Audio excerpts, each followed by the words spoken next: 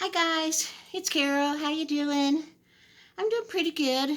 Uh, I have to tell you my lungs hurt. I don't know if it's because I've just been having a lot of little asthma attacks or if I'm catching pneumonia. My daughter that lives across from me went to urgent care on Thursday and they told her she had pneumonia. So she's been staying here with me so I could take care of her and take care of her dog. And uh, this is the first day my lungs have hurt. So I'm kind of worried about that. But anyway, my glasses are dark. I've just been out on the balcony. I was going to tape this out on the swing, but the dogs that live underneath me were barking and barking, so I came inside. But anyway, I'm still having trouble getting the video to download. I don't know what the deal is. I don't know if it's me or the cell phones I'm using or if it's YouTube. But I am trying. I'm trying to do one every day. I really am. If at least every other day. That's what I'm aiming for. So I'll see what I can get done. But anyway, yesterday I went to the drugstore to get my daughter's prescription, and on the way, a funeral procession went in front of me. Now, I've only lived in New Mexico and Texas, so I don't know if it's the same way everywhere. You can tell me if this is how it is where you live. But here, and I don't even know if it's a written law or everybody just knows. But in New Mexico and in Texas, when a funeral procession is going by, you pull over to the right and you stop until the last car is passed. And they always have a police car at the major intersections to block it, so they don't have to wait on a street light or a bunch of cars going by, so they have the right of way. And then there will be a police car after the last funeral procession car. And that's how you know, okay, as soon as that passes, you're good to go. And yesterday, I was going north on a major street, and here came a police car, stopped in the intersection, so I knew the hearse was coming. Sure enough, here in just a minute, here came the hearse, and followed by the funeral home van with the funeral staff in it, and then the other cars would be family and friends. Well, this little funeral procession had 4 cars, not counting the hearse and the funeral home van. And I thought, oh, how sad. That was all the family and friends that had showed up for somebody's funeral. I have no idea who it was. And that made me think about that little man in my video, Be Kind, Everybody's Fighting a Hard Battle. I told you the story about the man that had his lawyer put in his will, if anybody shows up for his funeral or to sign the guest book at the funeral home. I guess he didn't expect anybody to do either one, probably. They would get his $500,000. Nobody knew he had. And they did not know that either, but the will stated how many ever people showed up, they would get an equal share. And his goal that year, he told the lawyer, was to find one true friend. What he didn't know was 270 people showed up for his funeral. That would be a pretty good funeral procession. It'd be more than 4 cars. I just wished one of those people had let him know before he died that they thought a lot of him. But anyway, that's how we do funeral processions here. How do you do funeral processions? I've only been in one, and that was years ago when my ex-husband's grandma died. And it was in the little bitty town we grew up in, New Mexico. And it was a very emotional time when she passed. She was 101, and it was a hard day. And I had my first panic attack that day.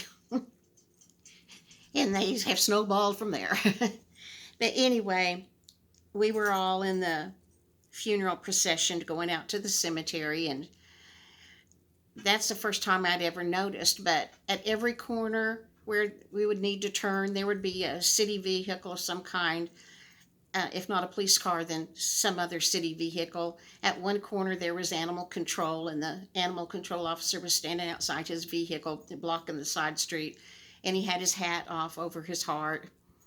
And I can't tell you how touching that was to me.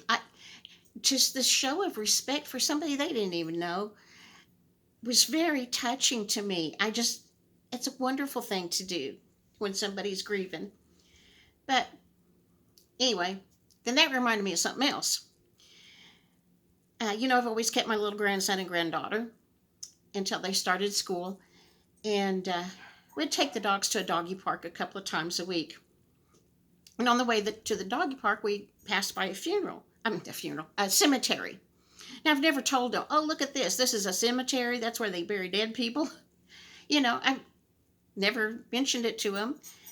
And I'm sure they think it's just a great big green park with some trees and no playground equipment.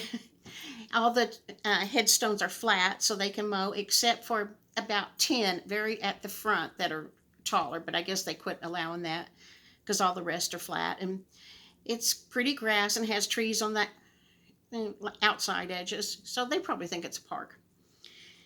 Anyway, we'd go by that cemetery several times a week.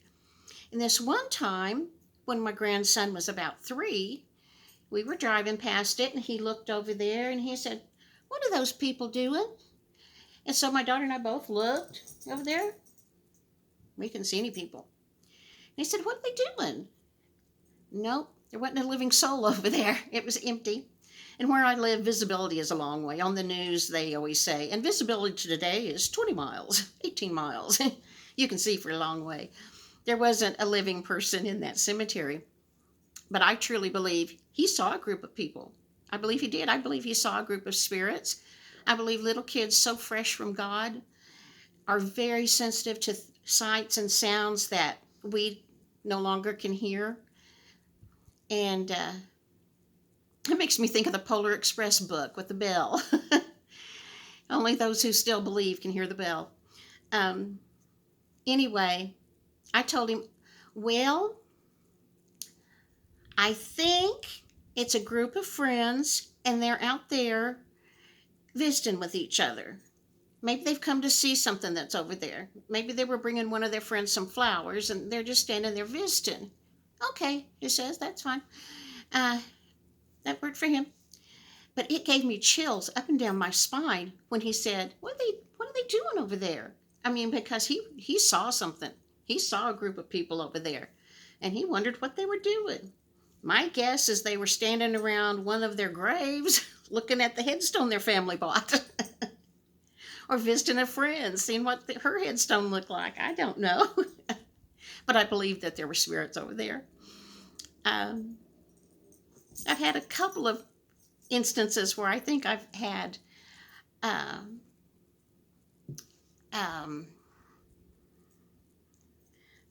experience, I guess, with a spirit. I'll tell you about another one in another video because I'm afraid this is getting too long and it won't post if they're very long. All my long ones won't do. So I'm going to leave it at there. You tell me what you think about, did my grandson see spirits? And I mean, I believe they do. But you can tell me what you think. You can tell me it's baloney if you want to. It won't bother me any.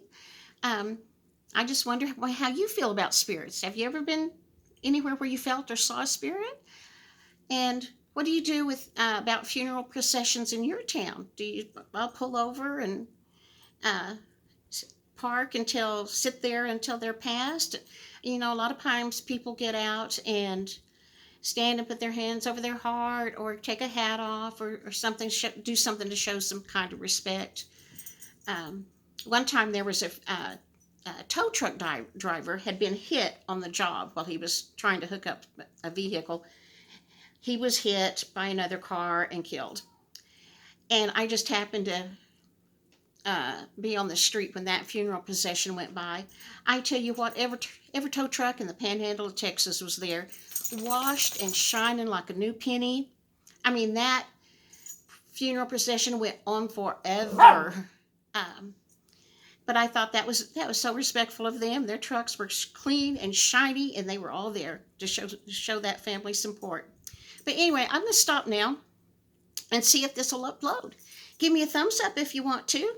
If you haven't subscribed, please subscribe. Hit the notification bell. Leave me a comment.